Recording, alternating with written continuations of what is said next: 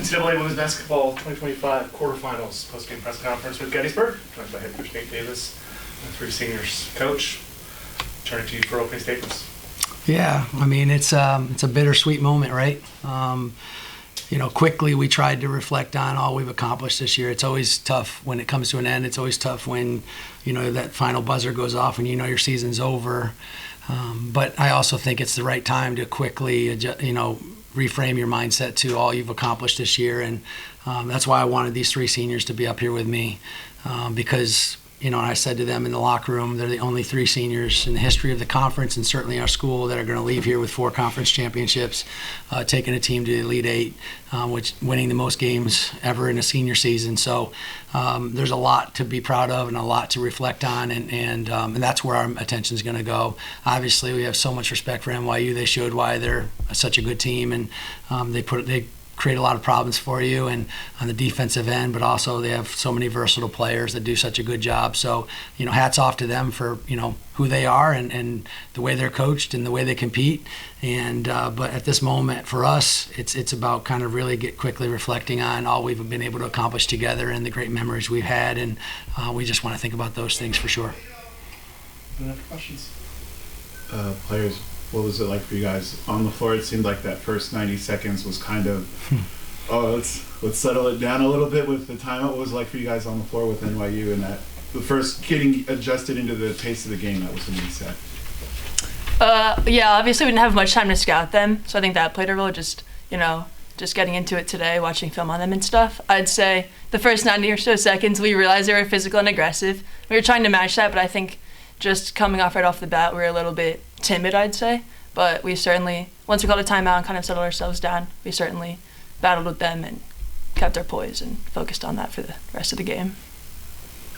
I feel like, just bouncing off what Emmy said, I feel like in the start we kind of were in our head and we were so static that it was NYU and we were like, oh, they're so good. And then once they started pressing up on us, we kind of got a little frantic. But I think towards the end, once we realized, okay, they are an aggressive team, we have to be aggressive back, we got to it and tried our hardest.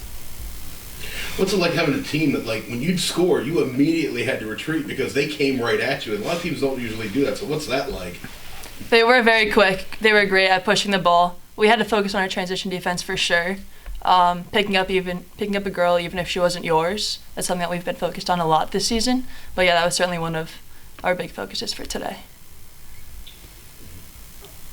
Coach, felt like you guys handled the pressure well in the first half. Second half, obviously, it just almost looked like they kind of wore you guys down, maybe physically and mentally. Do you feel like that was kind of the case?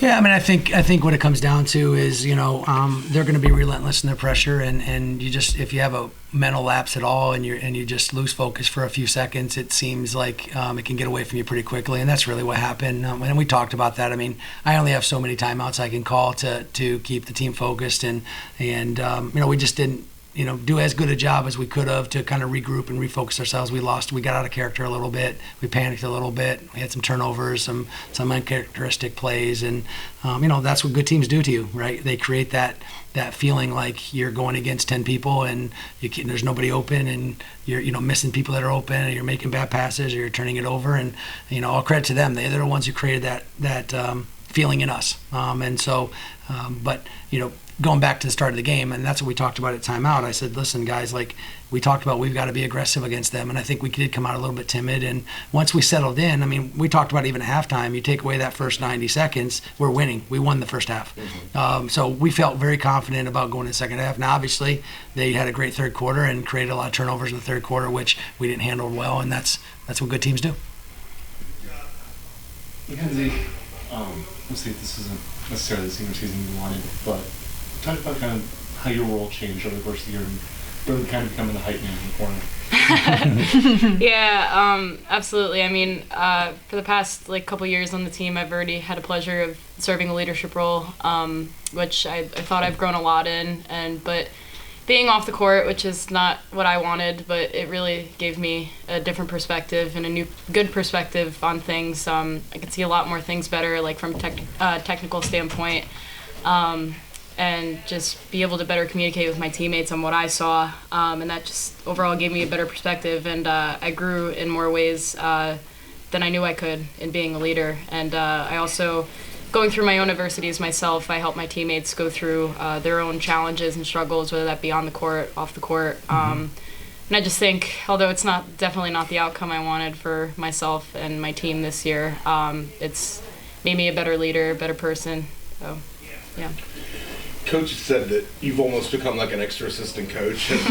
Has this experience kind of made you think that you might want to get into coaching at some point or not? Yeah, I've thought about that even before my injury. I've thought about that because I really love basketball. It was hard to be sidelined this year, but I really love being around it, even if I wasn't playing. So I could definitely see it being in my future.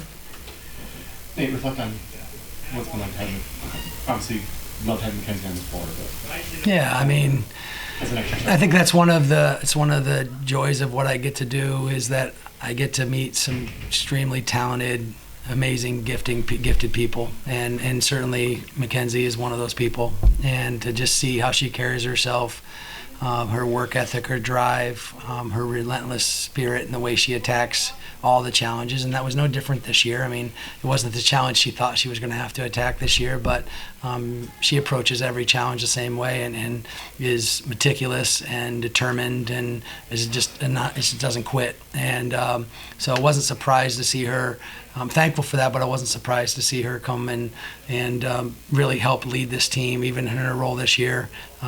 But yeah, that's one of the greatest things about what we get to do as all of us as coaches is, and I could say the same thing about Emmy and Shania and just their relentless spirit and the way they've grown over their time here and the values and the characteristics they bring to our team too. And there's countless others on the team as well. And you don't get to this place without that being the case, where you have just amazing people that are joined together for a common cause and trying to accomplish great things together. That's the amazing thing about team sports is there's a lot of people make sacrifices and choices to be part of something bigger than themselves, and we as coaches we reap the benefit of that.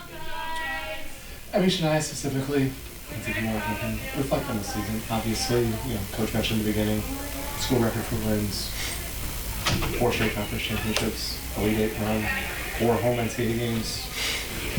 Reflect on the season a little bit and what it's meant to you. Obviously, as it starts to sink in. It's been a long couple 4 years. Obviously, in the beginning, coming to a D3 basketball program, I didn't expect any of the things that were thrown at me.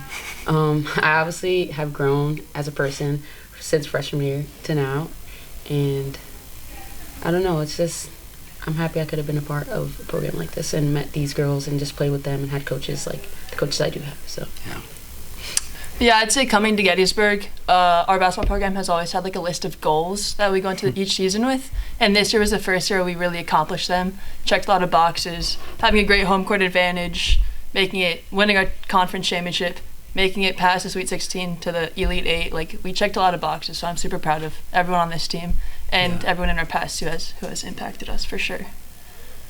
Looking back at, I know it's tough to think about it right now, but for you three seniors, the legacy you're going to leave on this program, obviously Luke mentioned all the accomplishments you guys have had.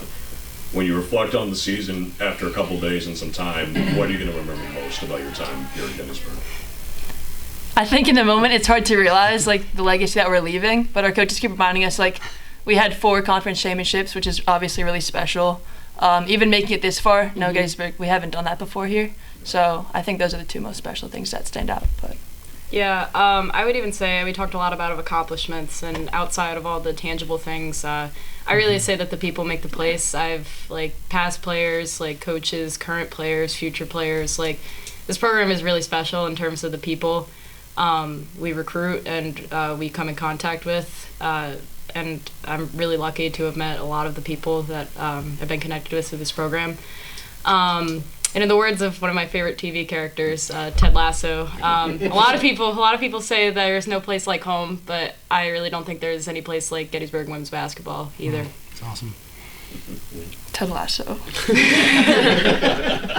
So, just I guess for all you guys, I mean, you guys are now the standard. You have to set the standard here at Gettysburg. What's that mean?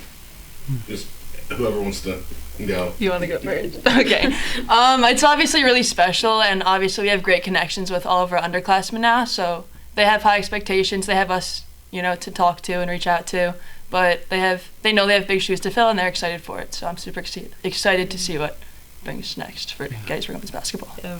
I would even say like some of the even though we've achieved like a lot bigger goals and bigger dreams of ours like over the last 4 years, I would say the standards have almost remained the same when I walked into this program as when I walked out. Even thinking about the seniors that were here when I was a freshman, they held us accountable just as we hold our freshmen and underclassmen and everybody on the team accountable. And they set the same standards that we have followed, and it's honestly, we owe a lot of our success to them as well. I give them a lot of credit for showing us the way. So. Coach, you just want to wrap up the season a little bit? Yeah. It's really early to try to really like reflect a lot. I mean, certainly I think it's easy to reflect on the accomplishments and those kind of things. But like Slowsy brought up, just the relationships are what's the most important thing, and the memories that you have in the locker room, in practice, and on the buses, and in the wherever the team meals, all those kind of things are really what makes the program tick and just really makes it special. And so those are probably the things I'm going to be thinking about most in the next couple weeks, is just trying to reflect back on the really fun moments and memories and things that we accomplished on the court, of course, and moments on the court, but also off the court and time we spent together. So that's what makes it a lot of fun, that we get to do. So that's what I'm most proud of, ultimately, is that we have really high character people in this program, and people that have a lot of work ethic and want to be successful at whatever they're doing. And we want to support them as coaches and as a program when they're here, but certainly when they leave here too, that we know they're going to go on and do great things. So we're just really thankful, humbled by this whole experience, and really thankful for the opportunity that we've had. Thank you all.